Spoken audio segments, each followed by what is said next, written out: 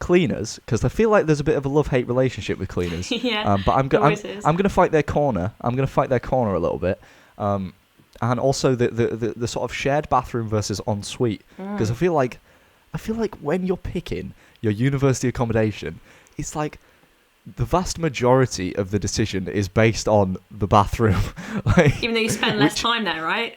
yeah. It's like, will it be shared or ensuite? And it's like, you can really tell a lot about a person if they, really care about whether it's ensuite or shared. So what were you? In terms of Cleaners, I was shared because I was not bothered about paying extra for the ensuite. And I heard a lot of funny stories about Cleaners coming in unannounced to ensuite bathrooms with like people laying in bed without clothes on and then just coming in. So I've heard a lot of those. Yeah. Did that happen to you? Yeah, it was awful. Was that fun? Yeah, it was such a delight. Yeah.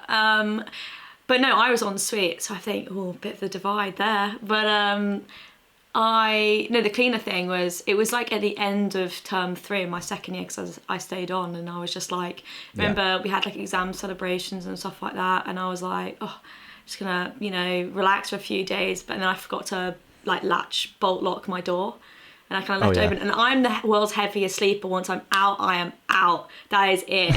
And I just remember like going to sleep, and thankfully I was like fully onto the covers and stuff. But then I just remember like vaguely hearing in the distance just somebody like, someone like pottering around, and I was like, what even is that? And then I like shot up and looked, and like it leant into my bathroom. I just saw some guy on his hands and knees just like doing the bath, and I was like, oh god, that's it, under the covers, just pretend like that didn't happen. You're not here. And then he was like, I didn't even realise you were here, you were so quiet. And I was like, I'm gonna hope that's true, and let's just move on. Don't look at me, let's just move on. But yeah, no, I feel like that happens a lot. Like, embarrassing, but awful. Yeah. Cautionary tales, exactly, as I said at the first. Bolt lock your doors. Always. Yeah. I mean, just general like safety as well. Just like not that it's a dangerous place, but exactly. Like, locking your doors is always. We're not in Canada, guys. Come on.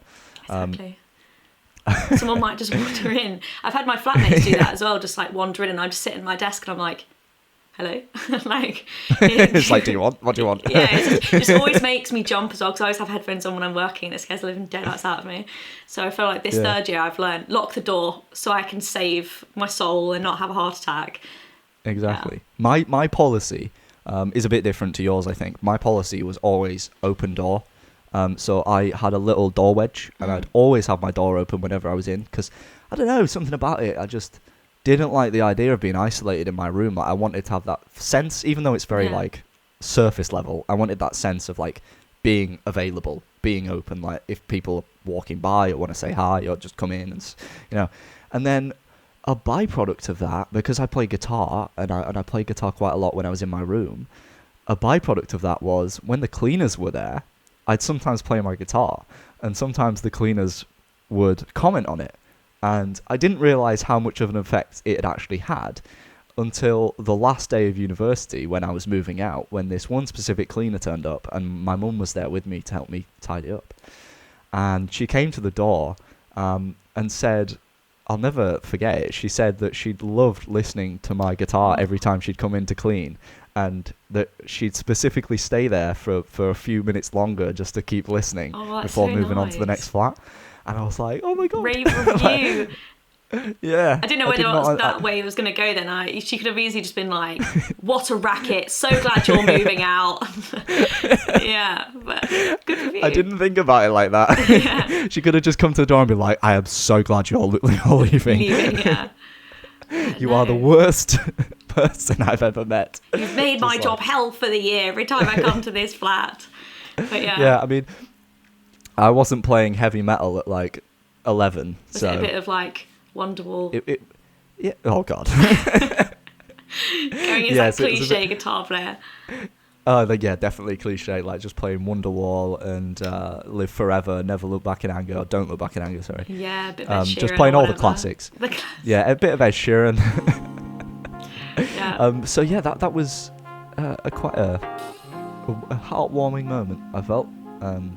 And it was completely unwarranted. Like, they didn't have to come and say anything. But it is But those it was lovely. moments that are like, Yeah. they stick with you more than if you've asked someone what they think and then they tell you, you know, because they've volunteered that information. It means so much Yeah. more.